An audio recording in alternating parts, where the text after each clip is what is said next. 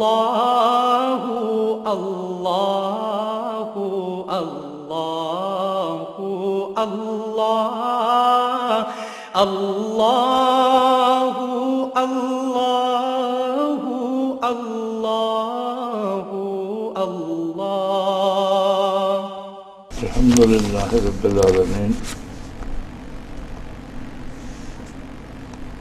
والصلاة والسلام علی حبیبہ محمد وآلہ وصحبہ اجمعین اعوذ باللہ من الشیطان الرجیم بسم اللہ الرحمن الرحیم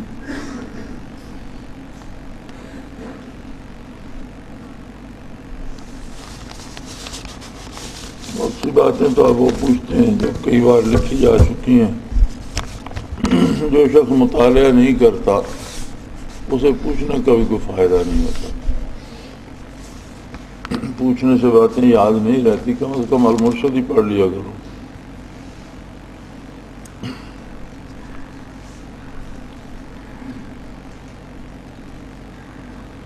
اس بات کی وضاحت مطلوب ہے کہ اپنے قلب کی نگرانی کے دوران کن امور کا خیال رکھے. کیا بات ہے. اب یہ بھی بتانا پڑے گا کہ قلب کی نگرانی کسی کہتے ہیں، تو پھر آگے کون چلے گا. یہ سمجھ نہیں آتی کہ آپ سوال کرتے ہیں یا ٹوٹل پورا کرنے کے لیے کچھ نہ کچھ لکھ دیتے ہیں. اگر آپ کو یہ بھی پتہ نہیں ہے کہ قلب کی نگرانی کسے کہتے ہیں تو پھر پتہ کیا ہے.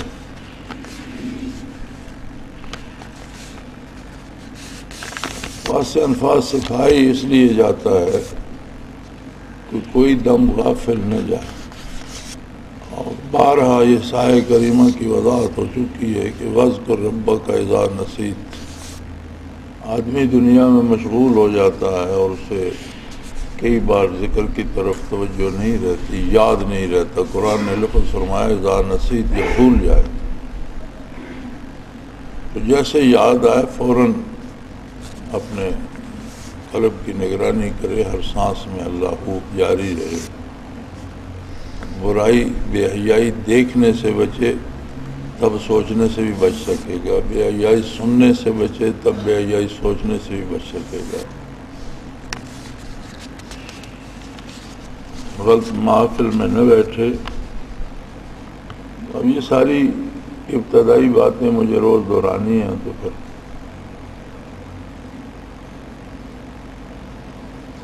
سیر اللہ اور سیر فی اللہ میں سیر سے کیا مراد ہے؟ آپ سیر سے کیا مراد لیتے ہیں؟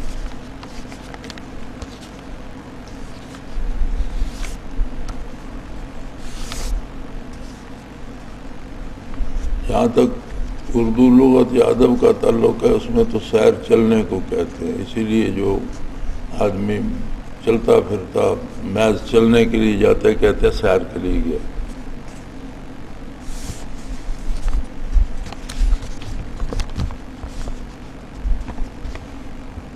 اور آپ کو مبتدی باتوں کا الف بے جیم کا پتہ نہیں، آپ سیر اللہ اور سیر فی اللہ کا سوال کیوں کرتے ہیں؟ جب آپ کو یہ سمجھ نہیں ہے کہ میں اپنے قلب کی نگرانی کیسے کروں تو پھر سیر اللہ اور سیر فی اللہ تو بہت دور کی بات ہے.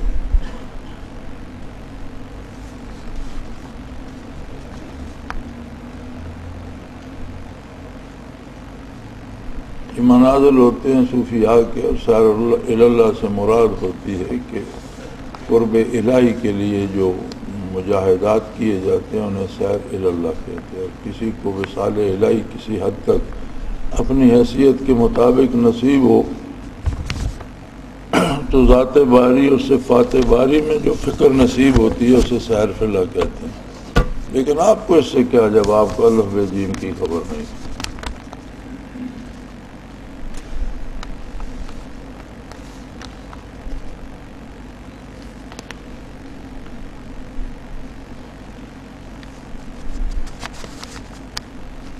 اللہ کریم نے کچھ لوگوں کو مسلمان گھروں میں پیدا کر کے ایک ایڈوانٹیج دے دیا. جو لوگ عیسائیوں گھروں میں پیدا ہوئے انہیں ایڈوانٹیج سے محروم ہیں. اس میں ان کی گمراہی کا کیا قصور ہے؟ یہ تو واحد سی بات ہے. کوئی بھی جس گھر میں ہٹلر موچی کے گھر میں پیدا ہوا تھا تو اس نے ساری عمر جوتے تو نہیں گانٹے، حکومت کی ہے. پوری دنیا کو مصیبت میں ڈال دیا ہے۔ دنیاوی امور میں تو کوئی اس بات پہ نہیں رہتا کہ میرا باپ ڈرائیور تھا، میں بھی صرف ڈرائیور ہی رہوں۔ وہ اپنے لیے دنیا میں مقام پیدا کرنے کی کوشش کرتا ہے۔ بڑے بڑے نامور لوگوں کو آپ دیکھیں تو ان کے والدین معمولی آدمی تھے۔ ہمارے صدر ایوب صاحب کا باپ جو تھا وہ ایک صوبیدار تھا، رسالدار تھا رسالے کا، تو وہ صوبیداری تک کیوں نہیں رہا؟ دنیا میں تو یہ کوئی نہیں دیکھتا کہ جس گھر میں پیدا ہوں وہ غریب ہے، میں بھی غریب ہی رہوں، یا وہ کم پڑھا ہے میں بھی کم ہی پڑھوں۔ یہ اطلاق صرف دین پہ ہوتا ہے۔ مسلمان گھروں میں بھی جو پیدا ہوتے ہیں وہ اس ایڈوانٹیج سے بہت کم فائدہ اٹھاتے ہیں۔ نام کے مسلمان ہوتے ہیں، عقیدے سے بھی معروم ہوتے ہیں، عمل سے بھی معروم ہوتے ہیں۔ فضول سا سوال ہے یہ، ایسی کوئی بات نہیں۔ ہر بچہ جو پیدا ہوتا ہے وہ اپنی فطری صلاحیتیں لے کر پیدا ہوتا ہے۔ دین کے لیے بھی فکر کرے تو دنیا میں ترقی کر سکتا ہے، دین میں کیوں نہیں کر سکتا؟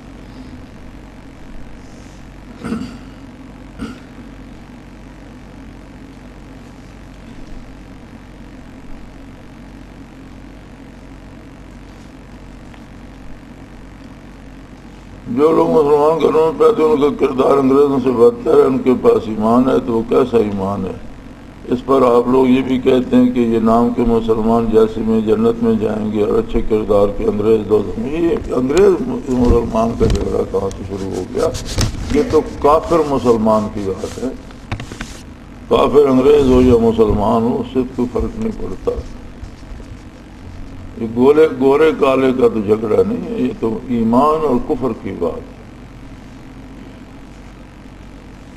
اور جو ایمان کردار کو متاثر نہیں کرتا وہ قیامت کو پتہ چلے گا کہ ایمان ہے بھی کہ نہیں، کیونکہ ایمان کے ساتھ پورے قرآن میں آمنوا وعملوا الصالحات کی قید ہے کہ جہاں ایمان ہے عمل صالح ہوگا۔ اگر عمل صالح نہیں ہے تو ایمان ہے یا نہیں یہ تو کوئی تصدیق نہیں ہے۔ وہ تو بات یہ ہے کہ جو ذرا سا بھی ایمان لے کے جائے گا وہ انگریز ہو یا حبشی ہو یا افریقہ کا ہو یا امریکہ کا ہو یا پاکستان کا ہو یا ہندوستان کا ہو، جو ایمان لے کے جائے گا بالآخر اس کی نجات ہو جائے گی، اور جس کے پاس ایمان نہیں ہوگا اس کی نہیں ہوگی۔ اس میں انگریز کا اور ایشیائی کا تو سوال نہیں ہے۔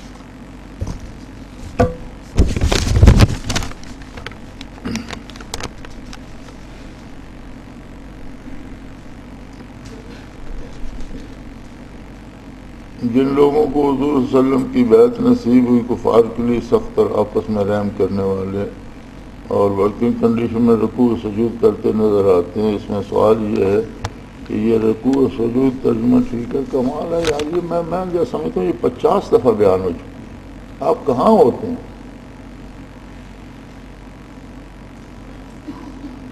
آپ نہ مطالعہ کرتے ہیں نہ آپ بات سمجھتے ہیں، تو آپ کہاں رہتے ہیں؟ کس دنیا میں بستے ہیں؟ رکوع و سجود سے مراد ہے کہ اللہ کی عظمت کا انتہائی اقرار کیا جاتا ہے، رکوع میں بھی اور سجود میں بھی۔ اور جو لوگ نبی کے علیہ وسلم کے ساتھ تھے ان کے جینے مرنے کے ہر کام میں بنیادی بات یہ ہوتی تھی کہ وہ رضا الہی کا خیال رکھتے اور پورے خلوص سے کام کرتے تھے کہ اس میں اللہ کی رضا بھی نصیب ہوگی، خواہ وہ دنیا کا کام ہوتا تھا یا دین کا، تو ان کے دنیاوی امور بھی رکوع و سجود شمار ہوئے۔ آج بھی ہمت کی بات ہے، جو اس میں جتنا خلوص ہے اللہ کریم خود واقف ہے۔ جن لوگوں کی روحانی بیعت ہو جاتی ہے ان کو معیت محمد رسول اللہ نصیب ہے۔ جسے معیت رسول اللہ نصیب نہ ہو اس میں ایمان نہیں رہ سکتا۔ یہ صرف روحانی بات کی بیعت نہیں ہے، جس میں کوئی ایمان نصیب ہے، جس میں کوئی ایمان کا ذرہ ہے، اتنی معیت بھی اسے نصیب ہے۔ یہ ایمان ہی معیت کا نام ہے، اور جو معیت سے معروم ہوتا ہے وہ ایمان سے بھی معروم ہو جاتا ہے۔ ایمان نام ہی نبی کریم صلی اللہ علیہ وسلم کے ساتھ رہنے کا ہے۔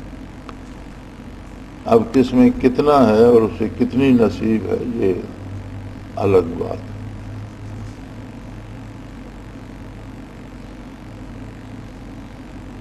آخری بات یہ ہے کہ آپس میں بہت محبت والے ہیں، تو جن کو آج نعمت نصیب ہوتی ہے ان سے بھی صحابہ کرام محبت کرتے ہیں۔ چھوڑو یار، کیا مجھے بھی بچہ سمجھ لیا، آپ بھی بچوں والی باتیں کرتے، کرنے کا کام کرو، محنت کرو، مجاہدہ کرو، اپنے دل میں خلوص پیدا کرو۔ دنیا کی زندگی گزر جاتی ہے، جو لوگ سادہ غذا یا دال روٹی کھا کر زمین پر سوتے ہیں، رات ان کی بھی بسر ہو جاتی ہے، جو بہت بڑی نعمتیں کھا کر پلنگوں پہ سوتے ہیں، رات ان کی بھی بسر ہو جاتی ہے، لیکن نتائج مختلف ہوتے ہیں۔ کسی سلطان نے کئی جھروکے سے دیکھا محل کی کھڑکی سے تو دور زمین پر پتھر پڑے ہوئے تھے، وہاں کوئی فقیر لیٹا ہوا تھا، سو رہا تھا، اسے رات نیند نہیں آ رہی تھی، تو اس نے دیکھا کہ یہ سو رہا ہے چاند کی چاندنی میں، کمال ہے، اور مجھے شاہی محل میں نیند نہیں آ رہی، تو اس نے حکم دیا کہ صبح اسے محل میں پیش کیا جائے، دربار میں پیش کیا جائے۔ صبح جب پیش کیے گیا تو اس نے پوچھا بھی کمال ہے، تمہاری رات کیسے بسر ہوئی مجھے بتاؤ۔ اس نے کہا بادشاہ سلامت، کچھ تو آپ جیسی بسر ہوئی اور کچھ آپ سے بہتر۔ حیران ہو گیا، اس نے کہا میں تو شاہی محل میں ہوں اور تمہاری رات میرے جیسی کیسی بس؟ اس نے کہا جی جب میں سو گیا آپ بھی سو گئے، تو سونے کے بعد تمیز نہیں رہتی کہ کوئی شاہی محل میں سو رہا ہے یا ننگی زمین پہ سو رہا ہے، سونے والے دونوں ایک جیسے غافل ہو جاتے، اور جتنی دیر میں جاگتا رہا میں اللہ کا ذکر کرتا رہا، اور آپ جتنی دیر جاگتے رہے دنیا کے بکھیڑے سوچتے رہے، میرا وہ وقت آپ سے بہتر گزرا۔ سونے میں ہم دونوں برابر تھے، جیسی غفلت آپ پر تھی جیسی مجھ پر تھی۔ تو دنیا میں جو تھوڑا سا وقت ہر ایک کے پاس ہے وہ بسر ہو جاتا ہے،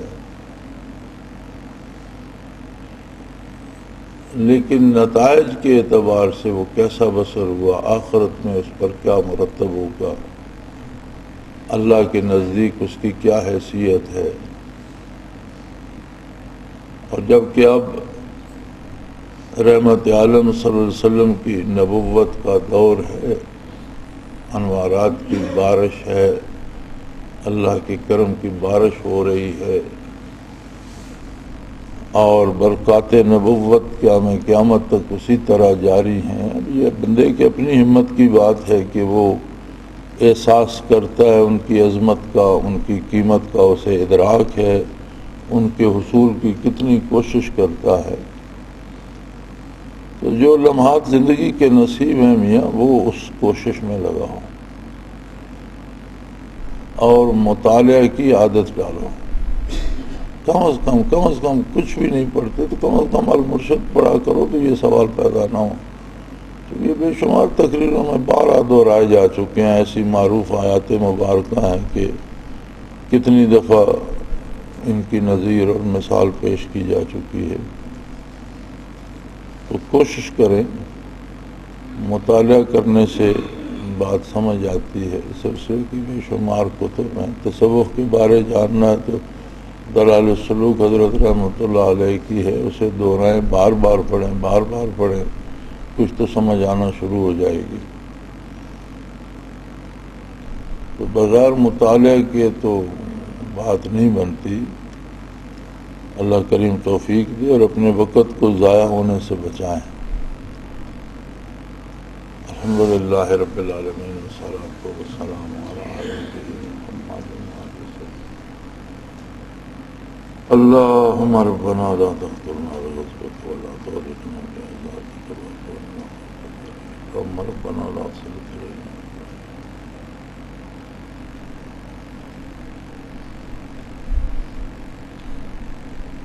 برحمتک اللہ اللہ اللہ اللہ اللہ اللہ اللہ اللہ۔ حضرت امیر محمد اکرم آوان مد ظلہ العالی दारुल इरफान मिनारा जिला चकवाल में साल साल से कुरान और हदीस के ऊपर खिताबात कर रहे हैं और सिलसिला नक्शबंदिया ओवैसिया के मुताबिक लोगों को जिक्र इलाही की तरबियत दे रहे हैं। वो कुरान पाक की तफसीर तरतीब वार बयान कर रहे हैं। तफसीर कुरान को वो मौजूदा मुल्की और बैनुल अक़वामी हालात के मुताबिक बयान करते हैं। मोटरवे से कलर कहार के इंटरचेंज से निकलते हुए कलर कहार की झील से होते हुए मियानी, बोछाल और नूरपुर से गुजरते हुए दारुल इरफान मिनारा पहुंच सकते हैं। हजरत अमीर मोहम्मद अकरम आवान ने बच्चियों और बच्चों की दीनी और दुनियावी तालीम के लिए सिकारा एकेडमी के नाम से एक दरसगाह भी कायम की है, जिसका इफ्तिताह मुल्क पाकिस्तान के सदर जनरल मोहम्मद ज़ियाउल हक ने अपने दस्ते मुबारक से किया था। वो तमाम अहबाब जो इस्लाम की तलब रखते हैं, उनसे गुजारिश है कि दारुल इरफान मिनारा जिला चकवाल में अमीर मोहम्मद अकरम आवान साहब के खिताबात से मुस्तफीद हों। वो हर जुमे को नमाज से पहले बयान फरमाते हैं। हर माह की पहली इतवार को माहाना इज्तिमा होता है, जिसमें आप खुसूसी खिताब फरमाते हैं और पाकिस्तान के चारों सूबों से अहबाब इस इज्तिमा में शिरकत करते हैं। इसके अलावा यहाँ साल में 2 मरकजी इज्तिमात भी होते हैं, एक रमजानुल मुबारक में एतिकाफ का इज्तिमा और दूसरा जुलाई और अगस्त में 40 दिन का इज्तिमा होता है, जिसमें रूहानी तरबियत की जाती है। अपना खून सीमाब देकर इतना हम कर जाएंगे, नाम आका का चमन में फिर रकम कर जाएंगे।